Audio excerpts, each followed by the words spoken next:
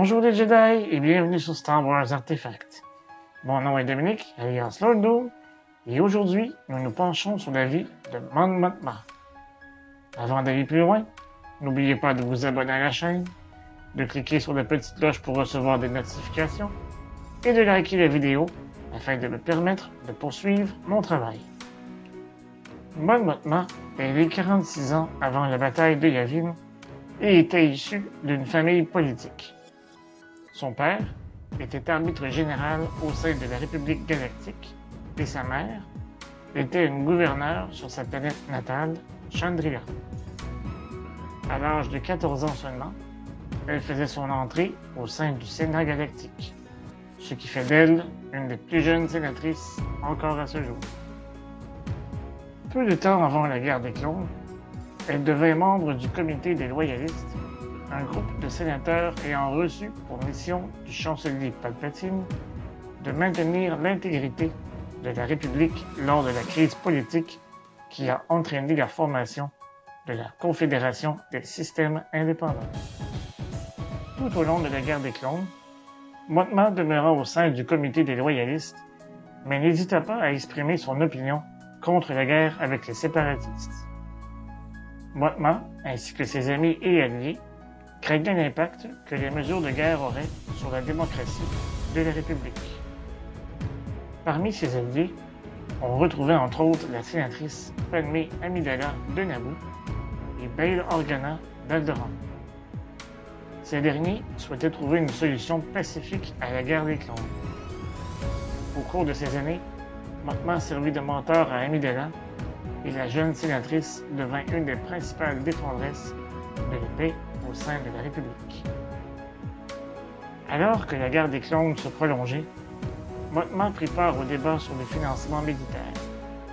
Cette dernière s'opposait à l'augmentation du budget militaire puisque la République était au bord de la faillite. Hélas, le plaidoyer de Mon Mothma n'eut pas l'effet escompté et le financement militaire fut augmenté. Mothma ne renonça pas et demanda de l'aide à Organa, Amidala et au sénateur Onaconda Farr de Rodian. Padmé présenta un discours inspiré au Sénat, mais le Sénat vota en faveur du maintien du financement militaire, ce qui entraîna la création de plus de clones.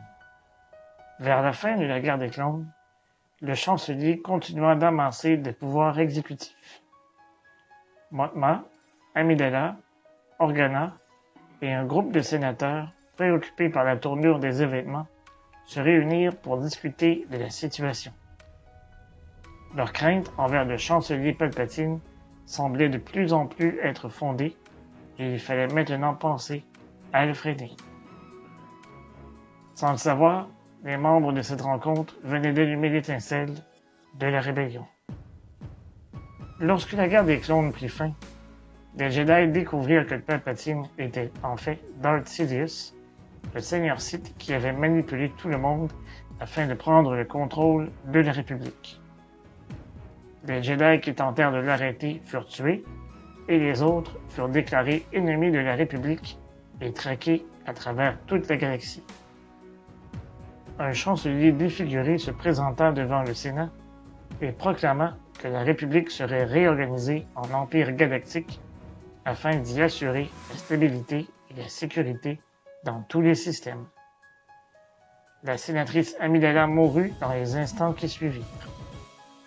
Les craintes de Mothma s'étant concrétisées, elle organisa avec Organa une résistance au règne de l'empereur.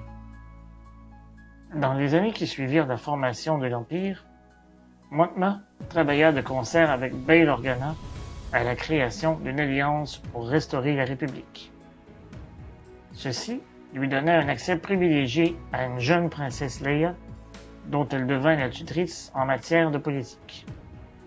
La princesse finit par prendre la place de son père au Sénat impérial, et Mothma fut aux premières loges de son ascension au sein de la rébellion contre l'Empire. C'est Mon Mothma qui réussit à unir les différentes cellules de résistance dispersées à travers la galaxie en une alliance.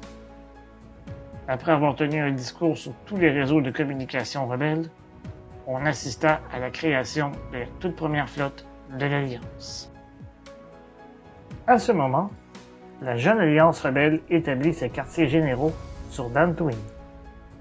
À partir de cette base, les rebelles effectuèrent de nombreuses missions, dont une sur Lothal, où l'équipe du Ghost réussit à saboter le développement des TIE Defenders de l'amiral Thrawn. En l'an 0, avant la bataille de Yavin, Mon Mothma était devenue la chancelière et la commandante en chef de l'Alliance rebelle. Elle était impliquée directement dans l'opération Fracture, une opération qui consistait à mettre la main sur Galen Erso, le scientifique derrière la création de l'Étoile Noire, afin qu'il témoigne de l'existence d'une arme capable d'anéantir une planète tout entière. Même si la mission ne fut pas un succès retentissant, l'Alliance réussit tout de même à mettre la main sur les plans de l'Étoile Noire et à trouver une faille pouvant être exploitée. Un jeune pilote rebelle, nommé Luke Skywalker, réussit à détruire la station orbitale lors de la bataille de Yavin.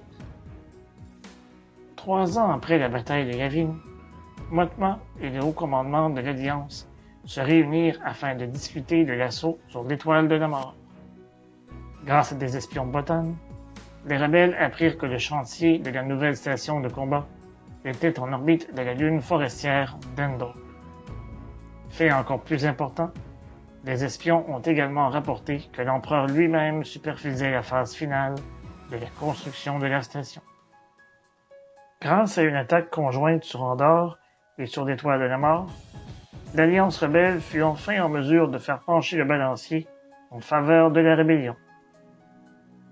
Dans les mois qui ont suivi la bataille d'Endor, l'Alliance forma la Nouvelle République.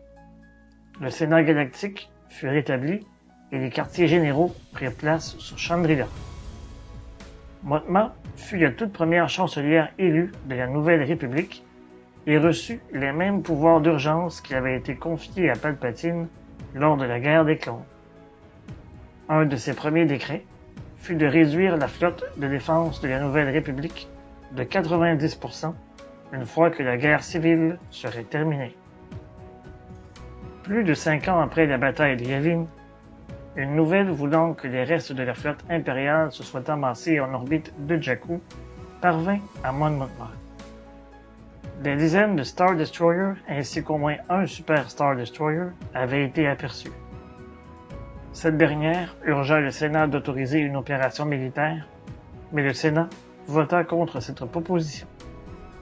Après avoir découvert que des syndicats du crime tels que Black Sun et le Red Key avaient corrompu certains sénateurs dans le but de prolonger la guerre civile, la chancelière demanda un nouveau vote dans le but d'autoriser l'envoi de forces militaires sur Jakku. Cette fois-ci, le vote passa et l'opération fut mise en place. Après la victoire de la Nouvelle République lors de la bataille de Jakku, Mas Amedda signa les traités de reddition de l'Empire. Mothma et ses principaux conseillers négocièrent personnellement le traité, dans lequel tous les officiers impériaux étaient déclarés criminels de guerre. Le danger de l'Empire était maintenant écarté, et l'heure était désormais au désarmement. Dans les années qui suivirent, Mothma devint malade et décida de quitter son poste de chancelière. Cette dernière offrit son support afin que la princesse Leia prenne sa place. Mais cette dernière fut incapable de se faire élire après qu'on eut dévoilé qu'elle était la fille de Darth Vader. Le nouveau chancelier ne réussit pas à créer une nouvelle république forte et sa démilitarisation pava la voie pour l'ascension du Premier Ordre. Mon Mothma croyait fermement en la démocratie et en la politique. Elle était persuadée que tout conflit pouvait être réglé de manière pacifique. Cependant, face au régime totalitaire de l'Empire, elle n'a pas hésité à se rendre au front pour défendre ses principes de liberté fondamentale. Que pensez-vous de ce personnage? Dites-le moi dans les commentaires au bas de la vidéo. Pour ma part, je crois qu'il s'agissait d'une politicienne exceptionnelle, mais qui parfois pouvait être un peu trop idéaliste. Je vous donne rendez-vous la semaine prochaine, et d'ici là, je vous dis à bientôt.